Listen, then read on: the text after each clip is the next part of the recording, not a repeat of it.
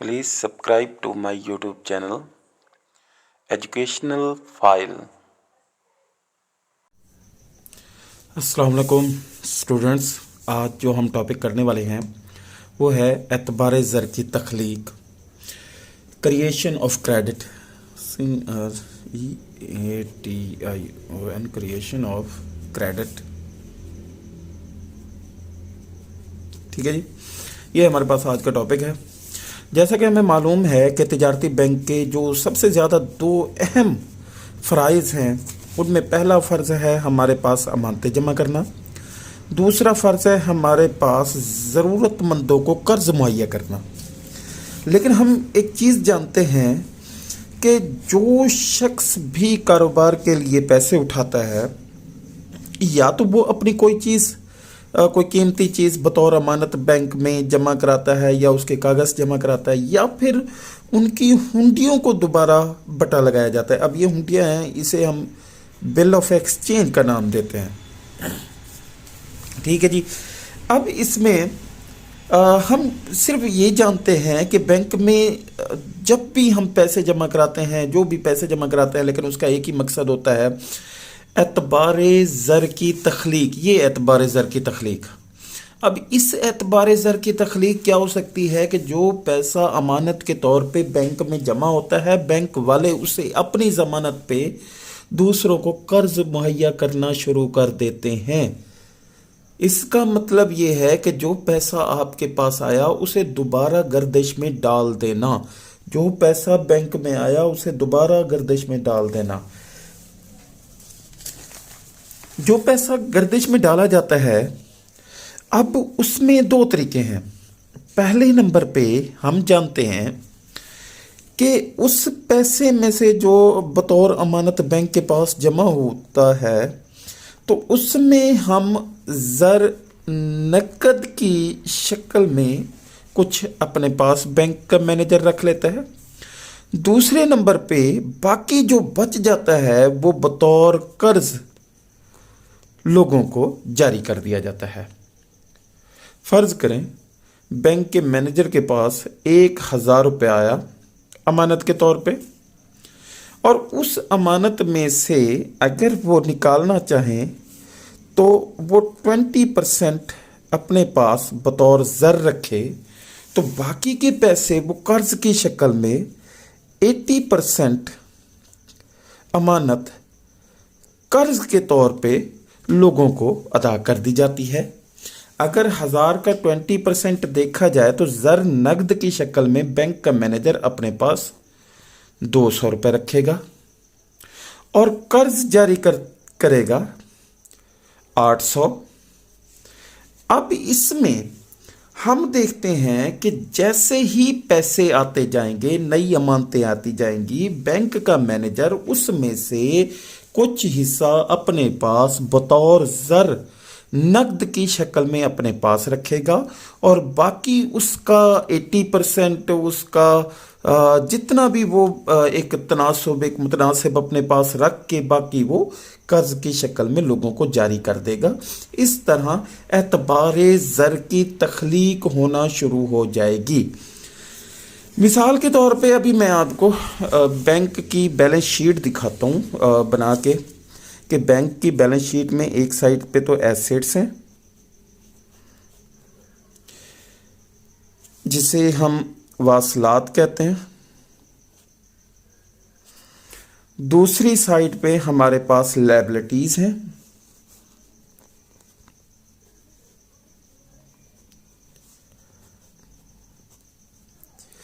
जिसे हम वाजिबात कहते हैं।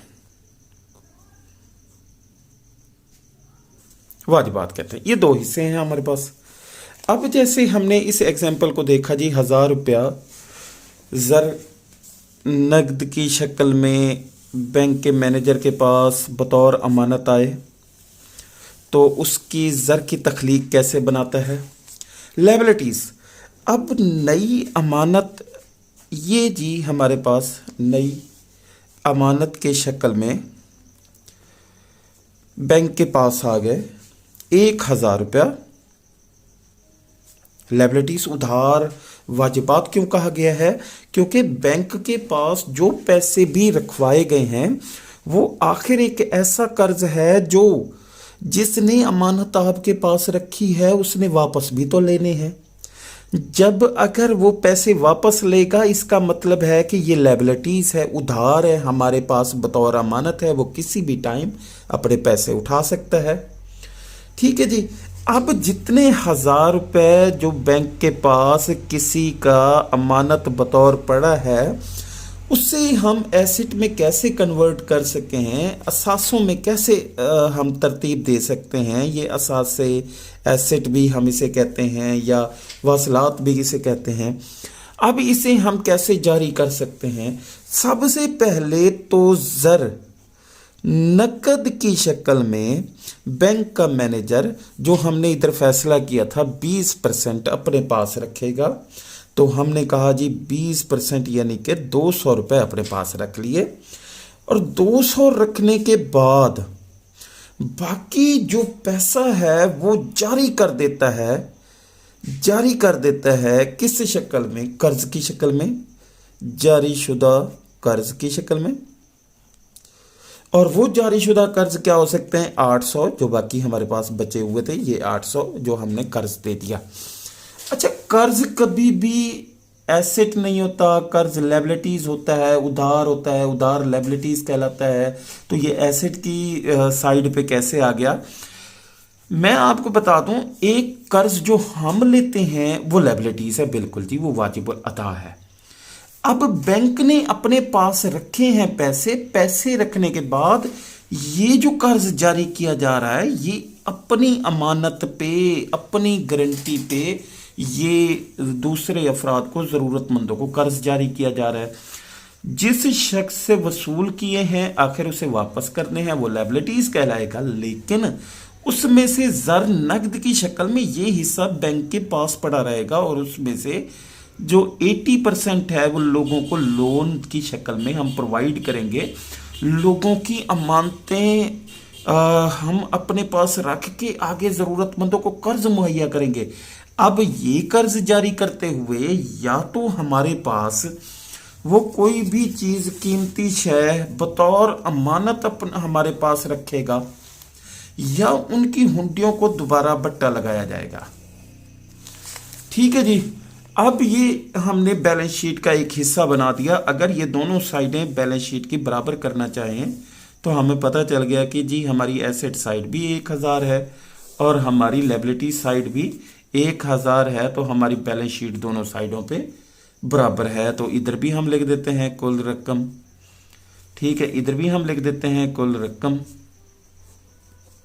ठीक है।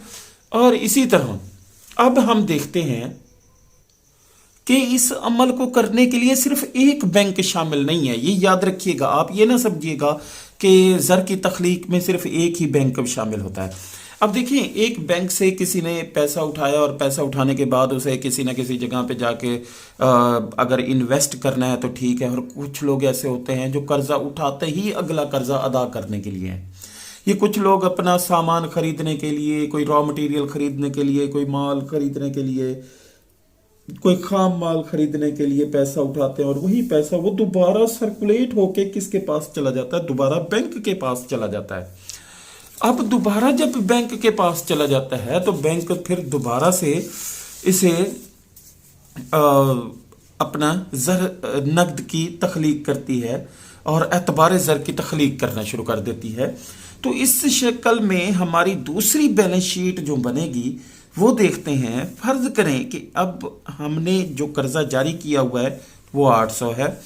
अब हमें किसी उसी बैंक की ब्रांच में या किसी और ब्रांच में हमें वो पैसे दोबारा वापस आ रहे हैं। तो अब हम देखेंगे हमारे पास वही एक साइड पे हमारे पास है लायबिलिटीज, दूसरी साइड पे है हमारे पास वासलात या एसेट्स या असासे। हमारे पास तीन चीज़ें हैं, दो चीज़ें हैं, ठीक है। इसमें हम देखते हैं कि अब हमारे पास जो नई अमानत है वो आई है कितना? 800। तो हमने इधर 800 लिख दिया जी, अमानत के तौर पे बैंक में जमा करा गए। अब उसका फिर 20% अपने पास रखेंगे ज़र नगद की शक्ल में। ज़र नगद की शक्ल में हम देखते हैं कि 800 का अगर 20% निकालें तो वो बनता है 160। उसके बाद 160 रुपए बैंक में रखने के बाद बाकी जो पैसे होंगे वो नया कर्जा हम जारी कर देंगे, और उस नए कर्जे में बाकी जो 800 में से बच जाएगा 160 निकालने के बाद वो होगा तकरीबन 640 रुपए। ठीक है जी। अब हम बैलेंस शीट बराबर करते हैं, तो बैलेंस शीट हमें पता है कि भाई दोनों साइडों पे हमने 800 पूरा करना है, तो इधर भी हमारे पास 800, ये 800 आ गया, और इधर भी हमारे पास 800 आ गया। ठीक है, ये हमारे पास कुल रकम है, और इधर भी हमारे पास कुल रकम आ गई, क्योंकि हमारी बैलेंस शीट दोनों साइड पे बराबर होनी चाहिए। इसे हम बैलेंस शीट का नाम भी दे सकते हैं। ठीक है, तो ये हमारे पास ज़र की तख्लीक है। अब हम मुकम्मल इसका एक टेबल बनाते हैं, टेबल नुमा बनाते हैं, ताकि आपको आसानी से समझ आ जाए। ये याद रखिएगा, जो हम कर्जा जारी कर रहे हैं, नया कर्जा जारी कर रहे हैं, हम सिर्फ एक चीज़ अपने जहन में लाजमी ये रख लेते हैं कि नई अमानत जो हमारे पास 1000 रुपये है, और ज़र नगद की रकम जो हमारे पास है 160 रुपये, या उससे कम होती जाएगी या उससे बढ़ती जाएगी, तो हमारे पास कम अज़ कम ज़र नगद की वो हालत बन जाए जो नई अमानत के बराबर हो। ज़र नगद की, ये ज़र नगद की वो हालत बन जाए जो नई, हमारे पास नई अमानत के बिल्कुल बराबर हो। जो पहली दफ़ा हमें अमानत दी थी उसके बराबर ज़र नगद जब आ जाता है, तो वो हमारी एतबार ज़र की तख्लीक का मेन ज़रिया बनती है।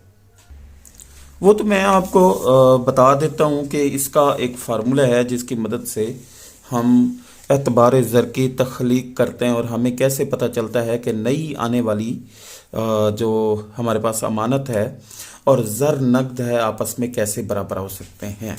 ठीक है जी। अब तो हम देखते हैं, इसका टेबल देखते हैं, और उस टेबल की मदद से हम इसकी बाकायदा मुकम्मल हम इसकी वजाहत कर देते हैं।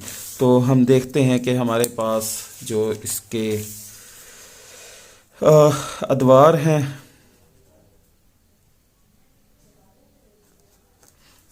हैं, ठीक है, पहला दौर, दूसरा, तीसरा, ये इस तरह से तख्लीक होते जाएंगे। नई अमानत है, उसके बाद है जी हमारे पास ज़र नकद का तनासुब है, उसके बाद है ज़र नगद, उसके बाद है जी हमारे पास नया कर्जा। तो अब हम देखते हैं जी हमारे पास क्या हो सकता है।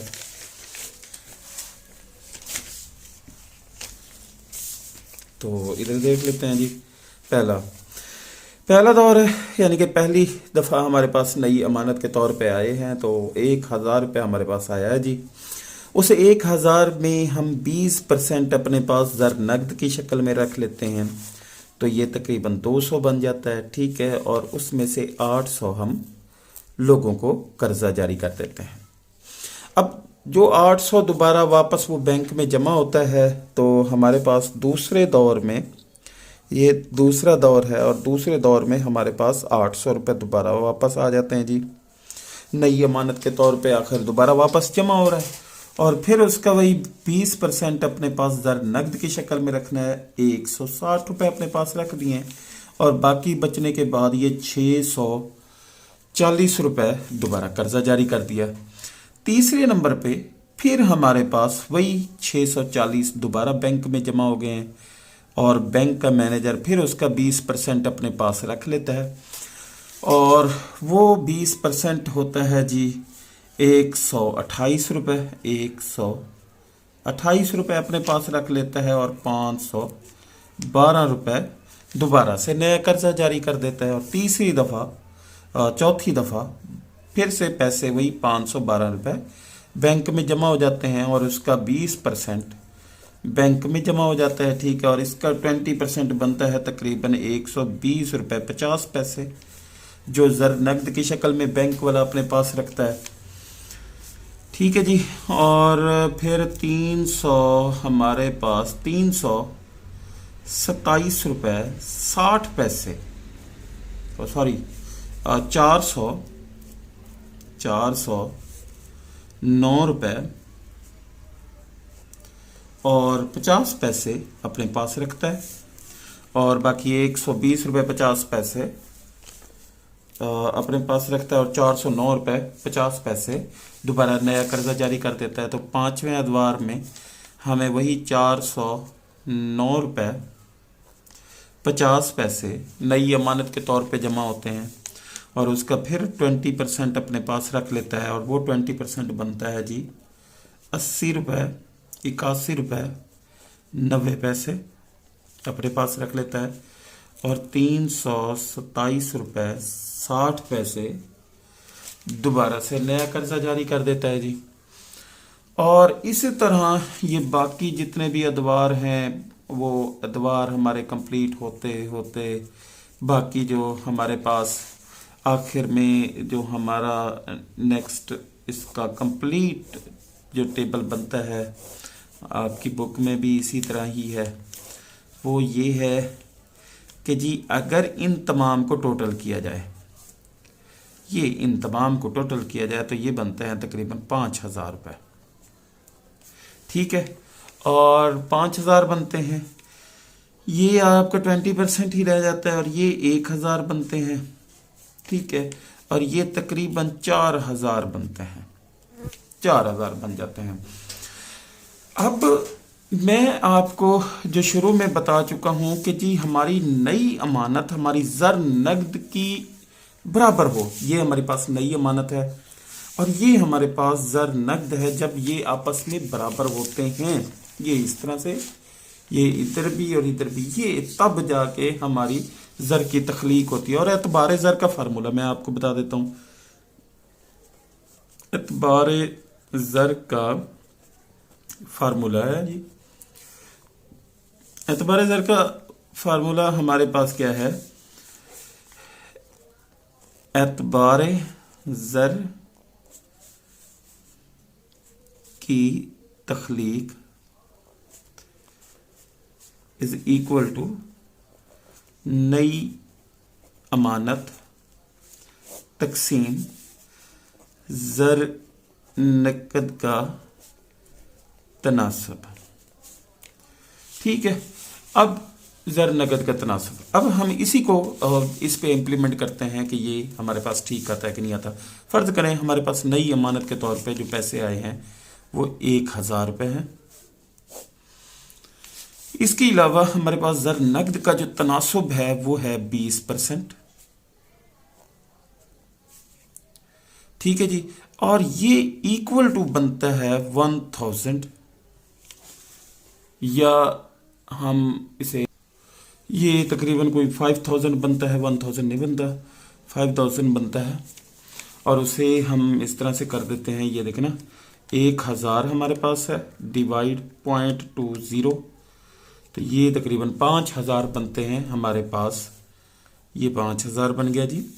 एतबार ज़र की तख्लीक के एतबार ज़र की तख्लीक के लिए हमारे पास कम से कम पैसे होने चाहिए 5,000, बिल्कुल जी। इधर हमारे पास निकले हैं कितना? 5,000 ही निकले हैं, ठीक है।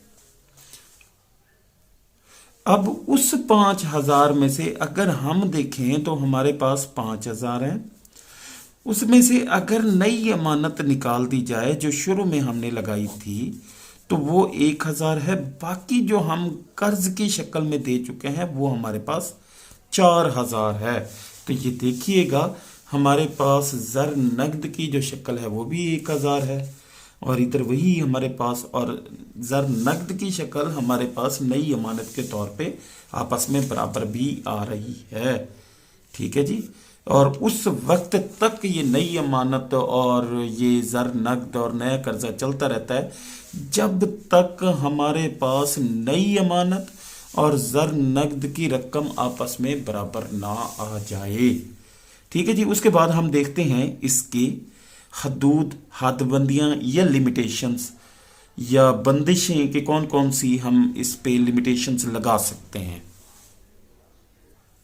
अब जी हम देखते हैं कि हमारी हदूद या हदबंदियाँ या बंदिश या लिमिटेशन हमारी इनमें कौन कौन सी है। पहले नंबर पे है ज़र नगद की ज़रूरत। तो हम देखते हैं लोग अपनी ज़रूरियात ज़िंदगी के लिए पैसे ज़्यादातर अपने बैंकों में जमा नहीं करवाते, क्योंकि ज़्यादातर अपना पैसा ज़र नगद की शक्ल में अपने पास रखते हैं ताकि अपने ज़रूरियात ज़िंदगी को पूरा किया जा सके। उस सूरत में नई अमानतों का तनासुब बैंकों में कम हो जाता है। इसी तरह दूसरे नंबर पे ज़मानतों की किल्लत होती है कि जब भी बैंक पैसे जारी करता है तो कोई ना कोई चीज़, कीमती चीज़ अपने पास ज़मानत के तौर पे बैंक अपने पास रखता है, तो इसमें भी कुछ कमी आ जाती है। ठीक है। उसके बाद है कर्जदारों की किल्लत। कर्ज वसूल करने वाले जो है ना उनमें कमी आ जाती है कि हर बंदे को कर्ज ज़रूरत नहीं होता, या तो उनके पास पैसे कीमती चीज़ों की किल्लत हो जाती है, या उनको ज़रूरत नहीं है, या उनके पास इतना पैसा है कि वो कर्ज वसूल नहीं करना चाहते, नहीं लेना चाहते हैं। इसी तरह बैंक, मरकज़ी बैंक की भी ये पॉलिसी होती है बाज़ औक़ात के मुल्क की करेंसी को कंट्रोल करने के लिए, शरह सूद की पॉलिसी और सूद की शरह को कंट्रोल करने के लिए, तख्लीक़ ज़र की शरह को कंट्रोल करने के लिए, क्योंकि मरकज़ी बैंक बाज़ार ज़र का नाज़िम होता है तो उसकी पॉलिसियाँ बाज़ औक़ात इस पे इम्प्लीमेंट होती हैं, जिसकी वजह से हमारा नए ज़र की तख्लीक़ में कुछ रुकावटें पैदा हो सकती हैं। ज़र नगद का तनासुब बाज़ औक़ात ऐसा होता है कि जी हम जो पैसे अपने पास रखते हैं वो एतबार ज़र की तख्लीक के ज़ामिन में अहम किरदार तो अदा करते हैं, लेकिन अगर ज़र नगद का तनासुब ज़्यादा होगा तो कम मिकदार में कर्ज़ों का इजरा होगा, जबकि ज़र नगद का तनासुब अगर कम होगा तो उस सूरत में ज़र तख्लीक ज़र भी हमारे पास ज़्यादा से ज़्यादा होगा। उसके बाद है तिजारती बैंकों का इज्तमाही अमल है। ज़र एतबार की तख्लीक का अमल कोई भी बैंक अपने तौर पर अकेला सर अंजाम नहीं दे सकता। इसके लिए तमाम बैंकों का इज्तमाही अमल होना चाहिए। सारे बैंक इस काम में बराबर के अपने शरीक हों।